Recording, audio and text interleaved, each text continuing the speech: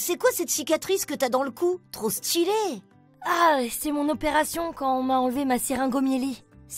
Quoi? Syringomyélie, c'est une maladie de la moelle épinière.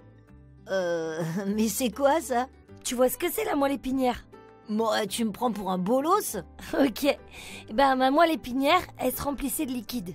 De liquide? Comment ça? Oui, Max, la moelle de Léo se remplissait de liquide céphalorachidien. Ce liquide, qui ressemble à de l'eau, ne peut plus circuler normalement autour du cerveau et de la moelle épinière. Il est bloqué au niveau de la nuque par une malformation qui s'appelle la malformation de Chiari. Le liquide va alors s'accumuler dans la moelle et former une cavité. Cette cavité grossit et elle forme une syringomyélie.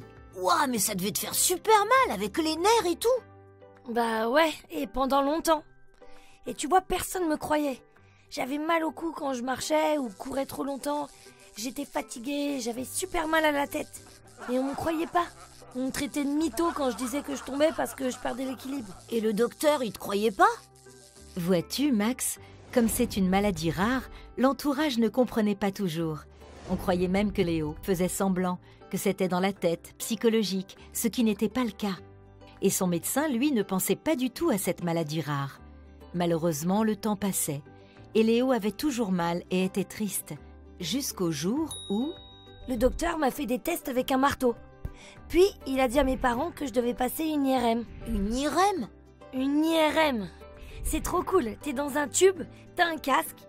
Pourquoi un casque? Max, c'est à cause du bruit de la machine. Tiens, écoute. L'IRM est une sorte de grosse caméra pour voir le cerveau et la moelle. C'est impressionnant, comme un engin spatial, mais cela ne fait absolument pas mal. On s'allonge, on écoute la musique dans le casque et on attend sagement quelques minutes. Tu attendais quoi? Bah, les images. Le docteur qui fait passer l'IRM a montré à mes parents les images de ma moelle et c'est là qu'on leur a dit que j'avais une syringomyélie. Les parents ont dû avoir le seum. Ouais, tu m'étonnes. Surtout qu'il a dit que c'était une maladie rare. Rare, parce que personne ne l'a? Ouais, presque personne. Comme c'est rare, c'est pour ça qu'on m'a pas cru au début. En plus, ma frangine, elle a vu des trucs sur internet et ma mère, elle a encore plus flippé. Tu as raison, Léo. La syringomyélie est une maladie rare qui touche 8 enfants sur 100 000. Et c'est un spécialiste de cette maladie qui est capable de bien en parler. Inutile de se faire peur en lisant n'importe quoi sur Internet, puisque généralement, la maladie peut être stoppée par une opération effectuée par un neurochirurgien. Alors on t'a opéré? Pas tout de suite. T'avais encore mal? Bah ouais, mais du coup, on m'a donné les bons médicaments. Par contre, on me traitait toujours de mytho. C'était relou. J'étais handicapée, mais comme ça se voyait pas, on disait encore que je faisais la comédie. Les gros lourds. On a été voir un chirurgien spécialisé. Il a regardé l'IRM et il a dit qu'il pouvait me soigner en m'opérant. Trop cool!